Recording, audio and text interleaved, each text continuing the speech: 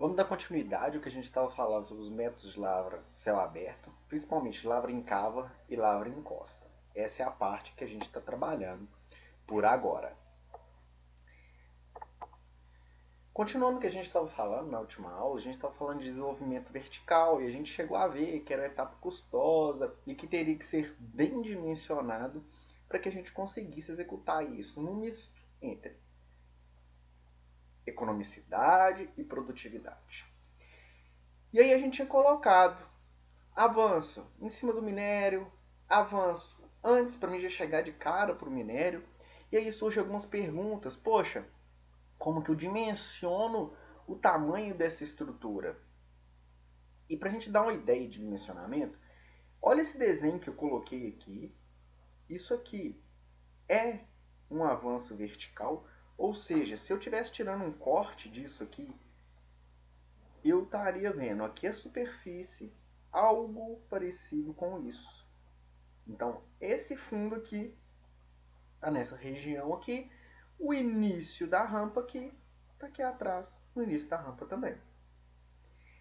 E aí surge uma dúvida, poxa, qual a largura que eu posso construir esse acesso? A largura desse acesso está diretamente relacionada ao equipamento, como toda estrutura que a gente tem na mina, como a gente conversou no início da aula. Aí você abre o manual do fabricante e aqui do lado tem a imagem do manual do fabricante. Você vira para mim e fala, olha, eu sei que eu tenho um eixo central aqui que eu estou vendo. Esse aqui é o eixo central do equipamento que ele gira em torno dele, essa retroescavadeira. E para mim, aliás, para eu fazer o dimensionamento que ela dá conta de trabalhar é muito fácil. Eu pego o espaço da fração da bundinha dela até a ponta da lança, que seria o somatório dos valores K mais J. Não funciona. Isso vai dar errado. Por que não pode ser essa largura mínima de somando o valor de K mais o valor de J? Porque concordo, essa ponta da lança ali não é a distância maior que o equipamento está fazendo. Na verdade, tanto quando ele está cavando aqui embaixo, quanto ele está fazendo aqui em cima, a caçamba está à frente da fração final da lança. Então eu não posso usar aquele valor. Na verdade, eu tenho o tamanho desse corte máximo no pé fornecido pelo fabricante, que é determinado pela letra G aqui, ou então você vai lá no manual do fabricante, vai estar determinado por outra letra, mas você vai ver corte máximo no pé e vai ver também para a fração superior aqui o corte máximo na crista. Por padrão, a gente adota 2 vezes esse valor. Por quê? É como se ele pudesse, em cima desse eixo central que a gente determinou aqui, trabalhar tanto nessa direção quanto nessa direção. Ou seja, ele vira a lança perpendicular para esse lado ou ele vira a lança perpendicular para esse. Então, por isso que 2 vezes. E aí eu tenho um valor real, considerando, observa, aqui é pé e aqui é crista, nesse minha construção de acesso, das larguras que eu tenho inferiores e superiores. Observa, somando o K mais o J, deu 18,29 metros. Menor do que 2 vezes a distância do meu corte. Se eu fizesse somando o K mais o J, eu não teria espaço para mim, para eu fazer o pé depois, para eu vir fazer esse outro pé aqui. Tem como fazer? Você fala assim, não, mas eu faço uma sequência de manobras onde é que eu consigo fazer trabalhar nos dois lados. Pode ser feito? Pode, mas operacionalmente você vai ter um trabalho maior, vai ter um custo muito grande para se fazer isso.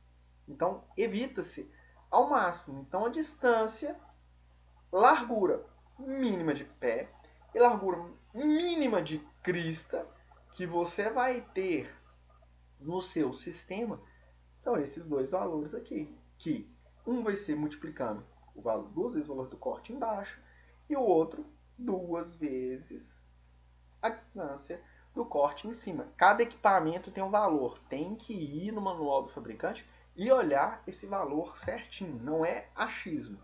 Tá, eu sei, professor, que esse mesmo equipamento que faz esse corte vertical vai ser o equipamento que vai estar trabalhando lá na frente de lavra. Ou seja, eu tenho um equipamento que tanto constrói o acesso quanto realmente desenvolve, certo? Certo. Só que agora nós vamos começar a selecionar pelos métodos de operação.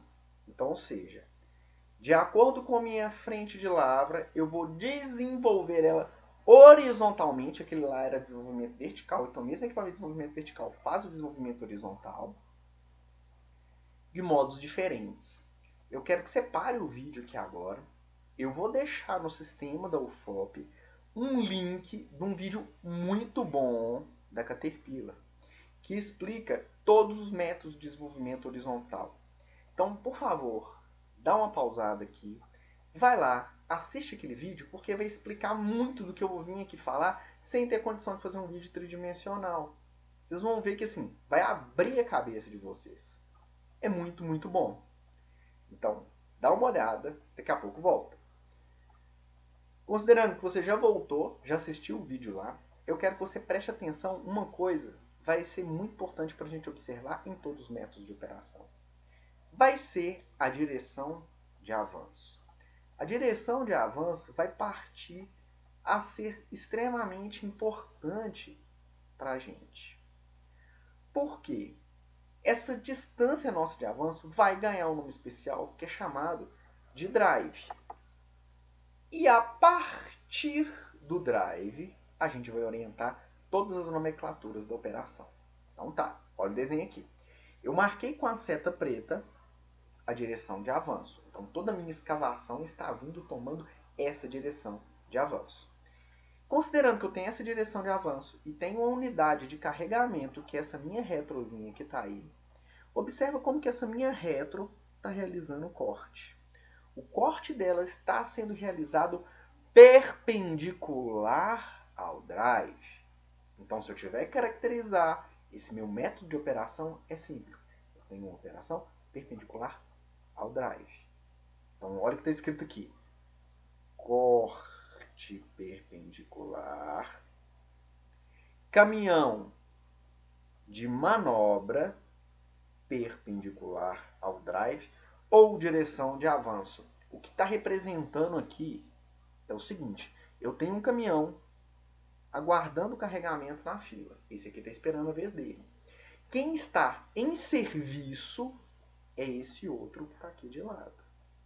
Esse equipamento que está aqui de lado, eu realizo o corte perpendicular ao drive, faço o serviço 180 em relação a ele, e esse equipamento sai da frente de lavra.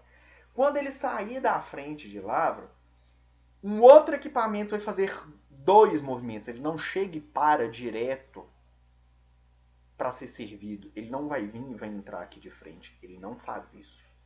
Ele tem que vir fazer um movimento para fazer um segundo movimento para poder parar para ser servido.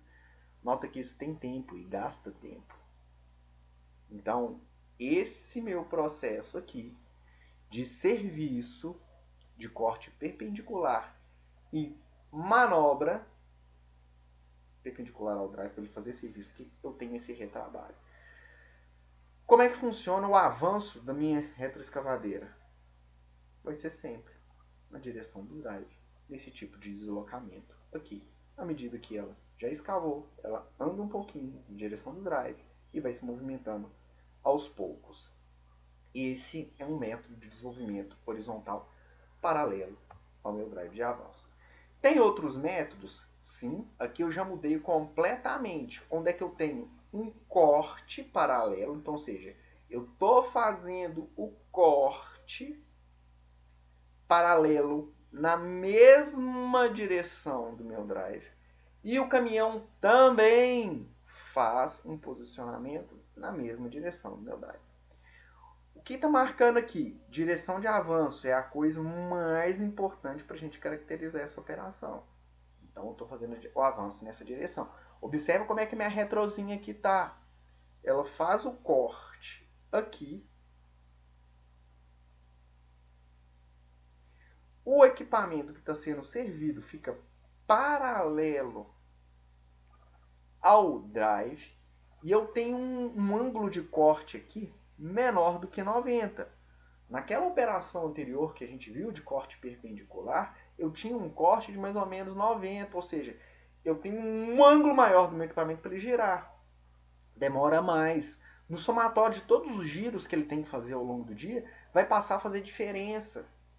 Então, fique bastante atento a isso. Segundo método que eu tenho para fazer serviço aqui. Mas, em compensação, eu encurtei ali na retro? Encurtei. Mas olha só, gente, como que para o caminhão que vai ali posicionar, eu crio mais dificuldade. Para a retroescavadeira tá tranquilo. Para o caminhão vir aqui, eu tenho que fazer uma direção de manobra, duas para poder parar na frente lá. Então ele demora mais. Para isso funcionar, é lógico que o tempo de corte vai ter que ser semelhante ao tempo que ele está tendo de manobra ali. Então, se eu tenho um material que demora um pouquinho mais, um pouquinho menos, desculpa, para que eu possa servir, ele vai funcionar melhor. Então, o tempo dos dois tem que estar compatível.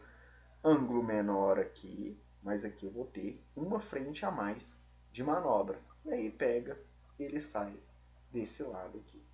Observe o seguinte, a largura que eu tenho aqui, disponível, necessária para que eu possa fazer esse serviço, é menor do que aquele primeiro arranjo que eu tinha. Então eu tenho economia, eu tenho uma praça um pouquinho menor.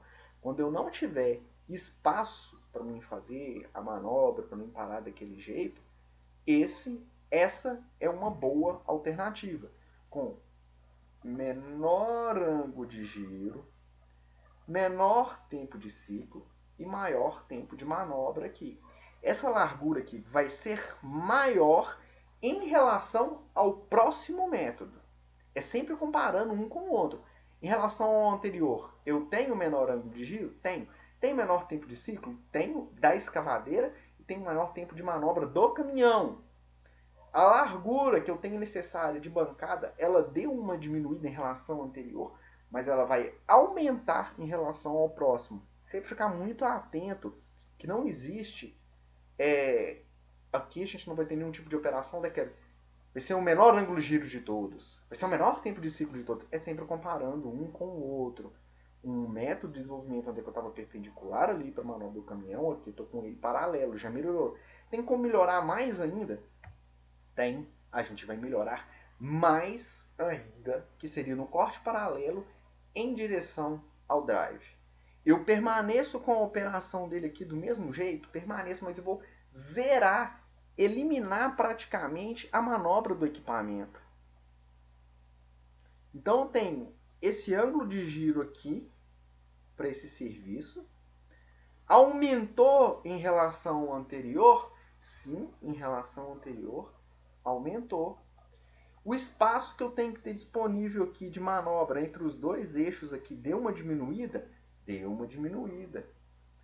O tempo de ciclo da escavadeira vai aumentar porque ela tem que fazer um giro maior? Vai. Mas o tempo de manobra é baixíssimo. Baixíssimo. A quantidade de erro que você vai ter do equipamento do caminhão parando, praticamente zero. Pode ser que valha a pena? Pode ser que valha a pena. Eu coloquei esses três principais sistemas de abastecimento e desenvolvimento aqui, principalmente para a gente saber que mudanças e arranjos operacionais existem outros, que eu vou deixar no material em anexo, eu não vou sair abordando todos aqui na aula, mas esses três, de perpendicular e paralelo à direção de avanço, resolvem 90% dos problemas. Existem métodos que vão ser encaixados, onde é que eu vou ter a escavadeira aqui, fazendo um avanço e o equipamento manobrando aqui de lado? Sim, vai ter. Está no material em anexo. É só para a gente observar o que eu estou colocando aqui em aula, que mudanças no posicionamento da retroescavadeira e do caminhão mudam, sim, o arranjo. A partir do momento que eu tenho mais de um método, sim, ele é flexível. Aqui na UFOP a gente tem uma matéria exclusiva para isso, que é o desenvolvimento mineiro. Então, por isso que não tem necessidade de eu ficar aprofundando nas metodologias de posicionamento, de arranjo operacional, a partir do momento que a gente tem uma disciplina própria para isso. Então, não vou abordar isso em profundidade, mas é só para a gente lembrar. É flexível. Eu posso fazer todos os arranjos quase. Isso aí para o método de lavra em cava, lavra em encosta é uma maravilha. Coisa que não vai acontecer quando a gente estiver trabalhando com lavra em tiras. Vai ser muito mais rígido. Então isso aqui é um método extremamente flexível. Mas aí vem uma pergunta. Essa minha flexibilidade da minha operação, a gente sempre considera no drive ali, como é que eu dimensiono a largura que eu preciso de ter operacional? Porque a gente viu como é que eu dimensiono rampa, como é que eu direciono avanço vertical, agora como é que eu dimensiono um avanço horizontal mínimo para que eu possa trabalhar ali dentro. E aí, para fazer esse avanço mínimo, a lógica que a gente vai servir aqui para trabalhar serve para qualquer outro tipo de avanço. Por quê? A gente vai ter que considerar que existem 3 elementos principais. Bancada de serviço, bancada de corte e bancada de segurança. Espera aí, tem 4 elementos aí no seu desenho, não? Esse B de T aqui, que é a bancada total, é a soma da de serviço com a de corte. Então, ou seja, onde é que a retroescavadeira está aqui, olha o desenho dela trabalhando, onde é que ela está trabalhando no corte. Serviço, onde é que o caminhão está trabalhando lá, está sendo servido. Então, se eu fizer o que eu tenho de objetivo aqui, essa minha bancada total, para mim saber o quanto que eu tenho de dimensionar mínimo de praça aqui. Como é que a gente trabalha em cima disso? Eu tenho aqui a primeira unidade que nós vamos dimensionar dentro dessa bancada de trabalho como um todo, vai ser a leira, que é esse item de segurança aqui. A primeira coisa que a gente vai estar trabalhando. Como então que eu dimensiono ela? Ela é em função do material. Se ela é em função do material, é porque ela é em função do ângulo de repouso, que é esse ângulozinho aqui que o material dá conta de fazer. Então tem 2 coisas fixas, que é o ângulo que ele dá conta de fazer e o raio do pneu do caminhão. Por quê? A altura dela tem que ser igual ao raio do pneu do caminhão, ou metade do diâmetro. Dá no mesmo, não faz diferença alguma. Então eu venho aqui, desenho esse ângulozinho que eu sei já determinado, e desenho essa altura aqui que eu também sei determinado, porque é o raio do meu pneu. E eu já estou te falando que, olha, no nosso caso, para o equipamento que a gente está trabalhando, o raio do pneu do caminhão é de 1,5 m. Então você sabe que essa altura aqui está com 1,5 m. A partir do momento que eu te falei que a altura é de 1,5 m, que o ângulo de repouso do material eu dei aqui é de 45 graus, ou seja, isso aqui é um material inconsolidado que eu coloco ali para fazer esse triângulo, eu tenho automaticamente determinado a largura disso aqui, que vai ficar 2 vezes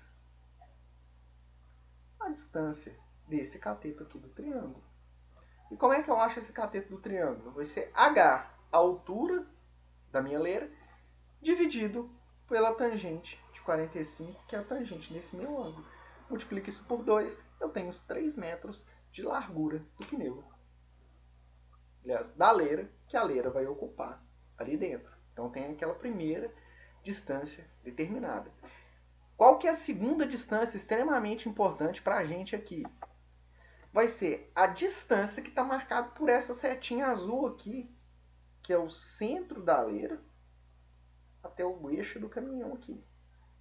Então eu vou determinar a distância da crista, da crista aqui desse lado, desculpa, eu peguei errado, é esse aqui, até o centro, raio de curvatura do caminhão.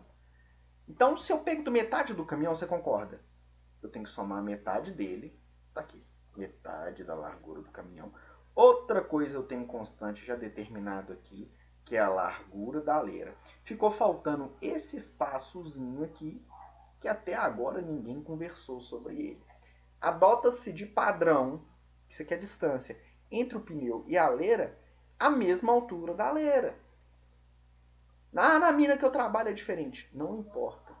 Isso aqui foi uma normativa, sugestão, que apareceu na década de 80 no órgão norte-americano que trabalhava com isso. Então, desde então, usa-se como padrão. Então, se eu tenho 1,5 de altura, da leira, eu vou utilizar 1,5 de distância de segurança da leira.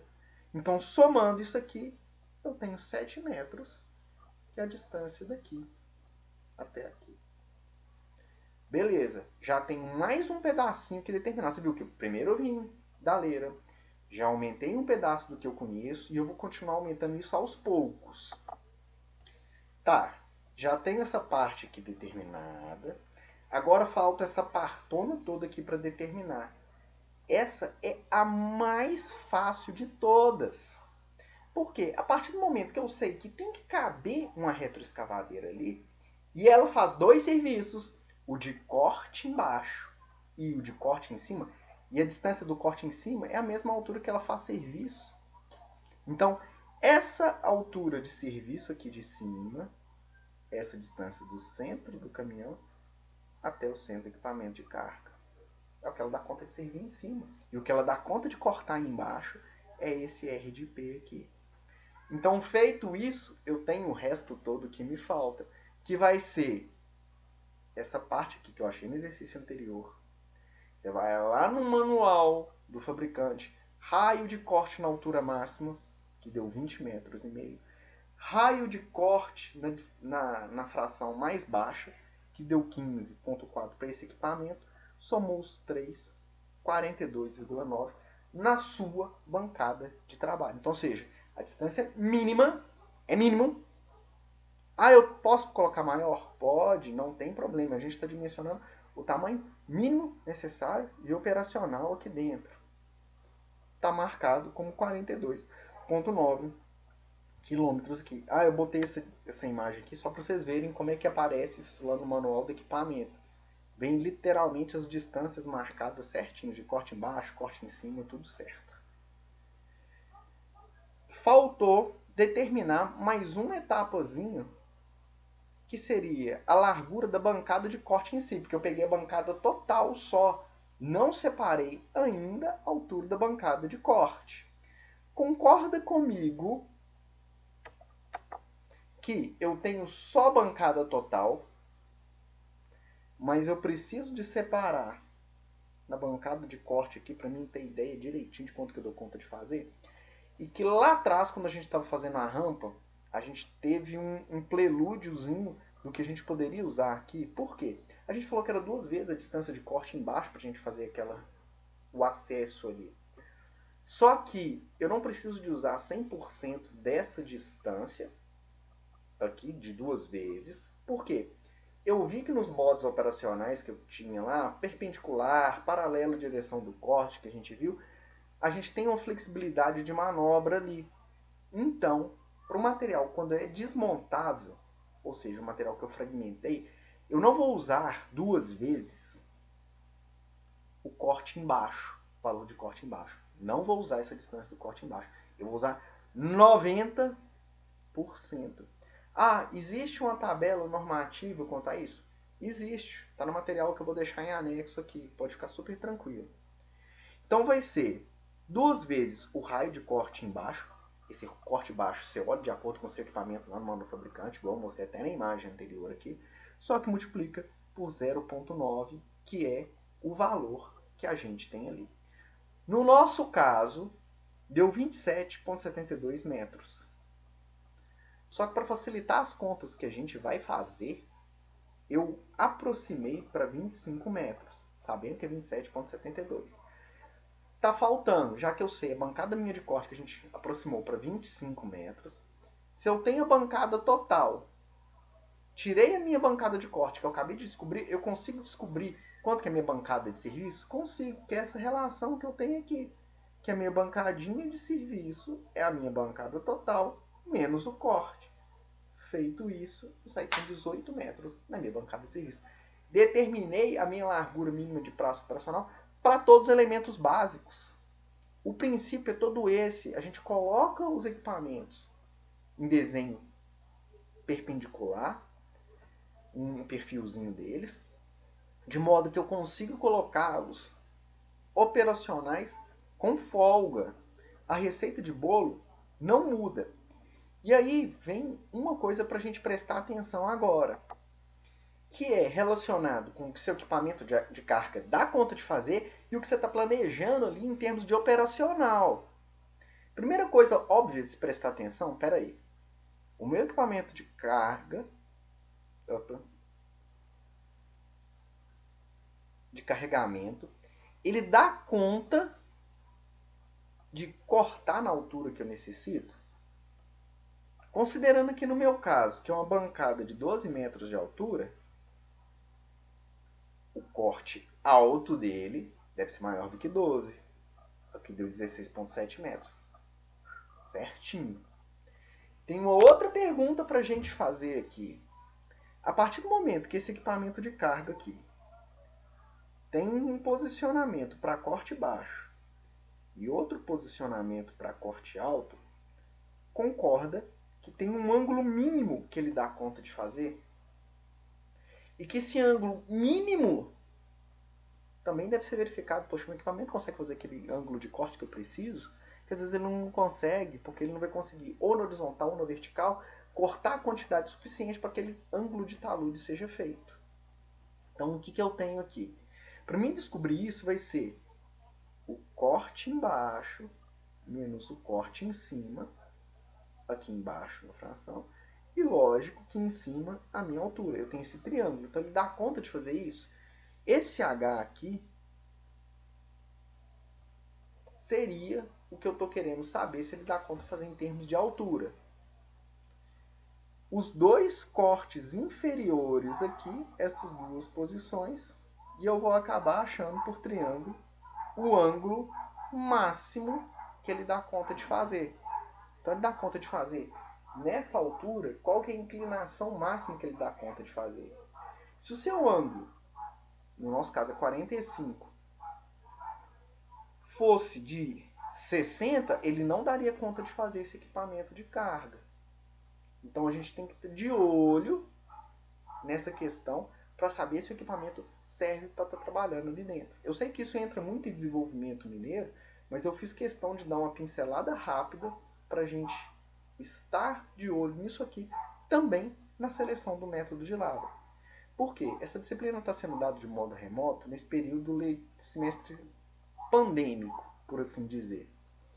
E normalmente a gente tem práticas para poder desenhar nas casas. Como a gente está fazendo remoto, não tem como fazer essas práticas no laboratório da UFOP. Então, essas questões todas entrariam na prática que normalmente é feito no curso presencial. Nesse curso remoto não tem como a gente fazer, porque tem alunos que têm acesso ao computador e tem outros que não têm acesso. E se a gente não pode dar uma oportunidade para um, a gente não vai dar para ninguém. Então, assim, o ideal é a gente teria condição de fornecer computador para todos, mas infelizmente a gente não tem essa condição aqui na escola. Juntando a ideia que a gente teve agora de praça de serviço, lembra do desenho que a gente, o exemplo que a gente fez lá atrás de ângulo de talude? A gente pode melhorar ele. Como que ele pode ser melhorado? São as mesmas condições que eu estou colocando aqui para achar o ângulo geral, as mesmas.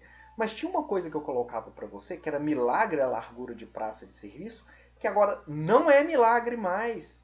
Você consegue determinar.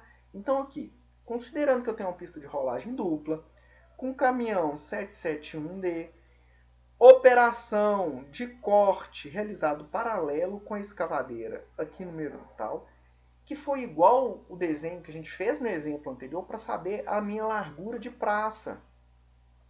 Sabendo aquela largura de praça, largura de berma, altura de bancada, eu consigo vir nesse meu perfil e dimensionar essa praça minha de serviço.